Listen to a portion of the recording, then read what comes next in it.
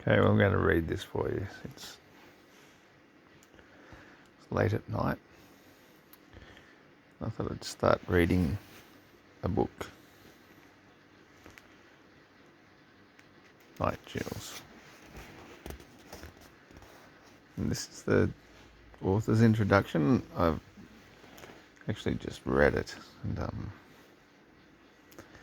so for that reason, I feel like reading it out loud and recording it, even though you can probably read it for yourself. Dean R Koontz says, by the time they've finished this book, many readers will be uneasy, frightened, perhaps even horrified. Once entertained, however, they will be tempted to dismiss Night Chills as quickly as they might a novel about demonic possession or reincarnation. Although this story is intended primarily to be a good read, I cannot stress strongly enough that the basic subject matter is more than merely a fantasy of mine. It is a reality and already a major influence on all our lives. Subliminal and subaudioal advertising, carefully planned manipulation of our subconscious minds, became a serious threat to individual privacy and freedom at least as long ago as 1957. I hope the listener pays attention to that. In that year, Mr. James Vickery gave a public demonstration of the tachistoscope, a machine for flashing messages on a motion picture screen so fast that they can be read only by the subconscious mind. As discussed in Chapter 2 of this book, the tachistoscope has been replaced for the most part by more sophisticated and shocking devices and processes.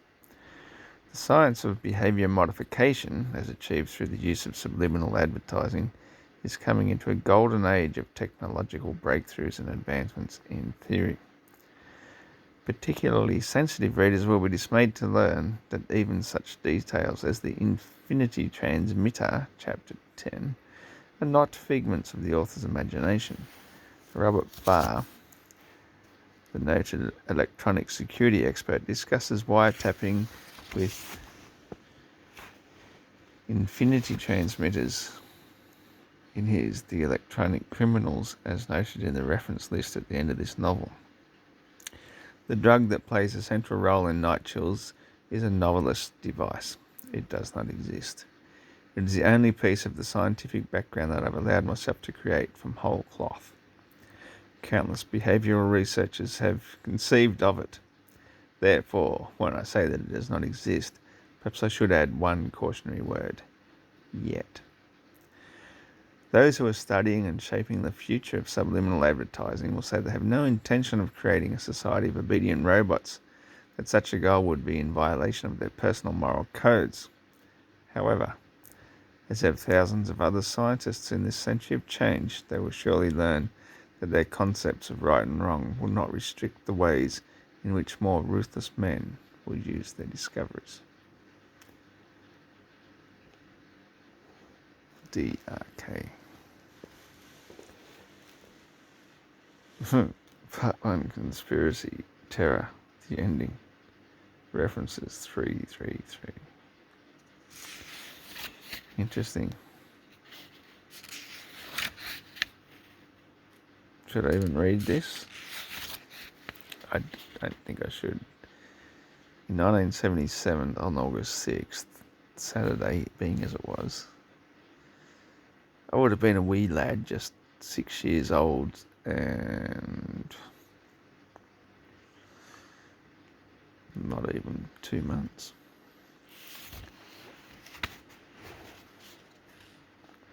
The dirt trail was narrow. Drooping boughs of tamarack, spruce and pine scraped the roof and brushed the side windows of the Land Rover. "Stop here," Rosner said tensely. Holbrook was driving. He was a big, stern-faced man in his early 30s. He gripped the wheel so tightly that his knuckles were bloodless. He braked, pulled the Rover to the right, and coasted in among the trees. He switched off the headlamps and turned on the dashlight. "Check your gun," Rosner said.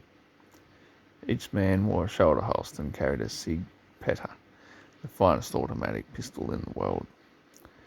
They pulled the magazines, checked for a full complement of bullets, slammed the magazines back into the butts, and holstered the guns. Their movements seemed to be choreographed, as if they had practiced this 1,000 times. They got out and walked to the back of the car. 3 o'clock in the morning.